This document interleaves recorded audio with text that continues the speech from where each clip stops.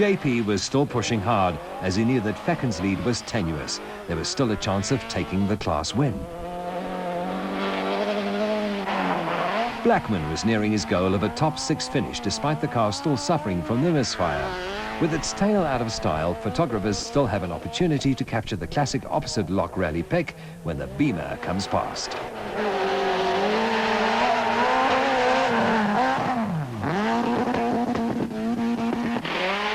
With these mechanical troubles behind him, Lawrence could eventually start setting better stage times and make progress towards the more respectable half of the top 10.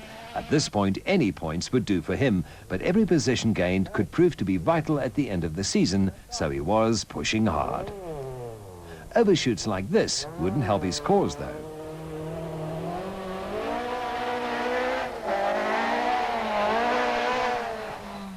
Etienne, first time out in your new class A8 car. How's it been going so far? Terrible, but thanks for asking. Now we've had a lot of hassles, teething problems, things that have gone wrong, and wheels falling off, flat wheels by the dozen. So yeah, not a good day, not a good start, but we're learning the car, and we'll sort it out by the next rally. Versaghi and Swan were now unchallenged in Class N3, but for Grobler and Burrows, their event was over in stage 14 when the Subaru's gearbox cried enough.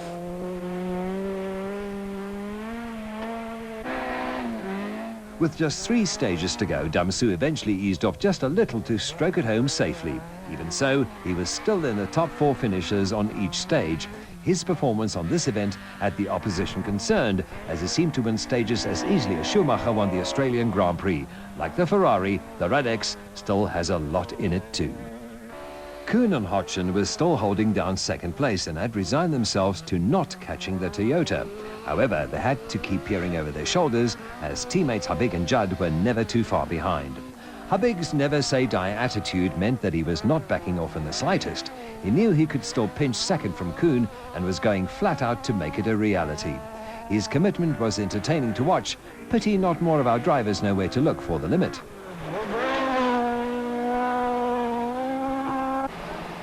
There was consternation in the Volkswagen pit when Kuhn and Hodgson failed to emerge from stage 14.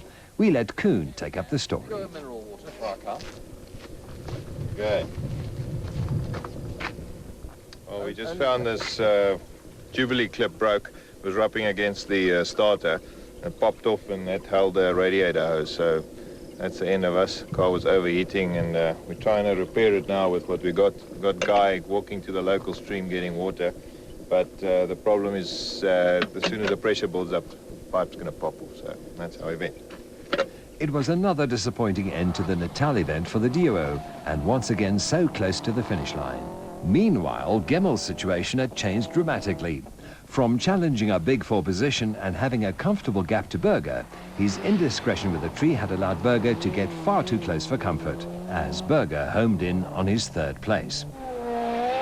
Fecken was enjoying his most trouble-free run for a long time. He had managed to fend off Damsu by a few seconds in the previous 2 stages, but it was still a little too close for his comfort.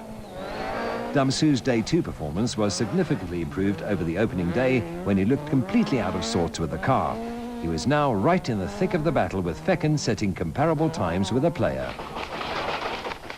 Unfortunately, this puncture just 4 kilometers into the long stage 15 scuppered his chances of taking the class win as he lost over 30 seconds.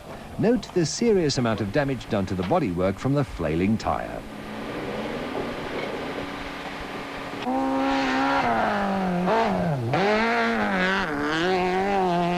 Blackman was well hooked up in the Bosch-sponsored BMW, setting his best time of the rally on stage 15. Cliff, your second event in Class A8 trim with the BMW. Are you having a lot of fun today? Yes, yeah, and it's certainly nice to drive with a bit of horsepower. We're having a lot of fun. Easier to drive, too.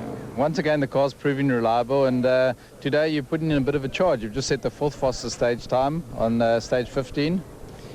Yeah, I think the stage suited the car. It's drying up a bit, so it's getting a lot easier to drive. How have you felt the conditions this morning? Very wet. Have they suited the rear-wheel drive?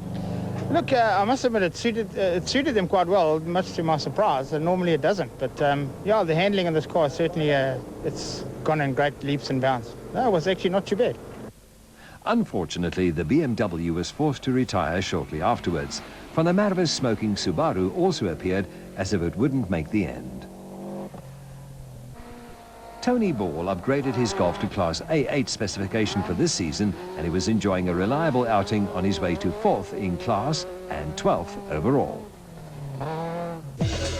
The spectators had their own theories as to the handling abilities of the various cars, while photographers waited for a final shot as the rally drew to a close. It was plain sailing for Damsu as he cruised to the finish line, setting equal second fastest time with the other two drivers. It was a perfect start to the defense of his title as he seeks a 10th championship success. Well, Serge, it's a hell of a start to the season, and for the change, you've got a fantastically sorted car as well. Yes, it's good to start the season by winning the first one, and the car went very well. It was very well sorted before the rally, so everything fell in place. In the class classifications, Struwe and Steyn won Class A6, Duplessis and Barbosa took Class N1, De Wit and Yende won Class N2 on their team total debut. Versaghi and Swan were the only finishers in N3, with Gemmell holding on for the N4 win. So, the end of the rally? Quite apparent here was the lack of pace of the N4 cars. I think they should have, I thought they were going to do a lot better and be quicker. So maybe the guys there also could have got some homework.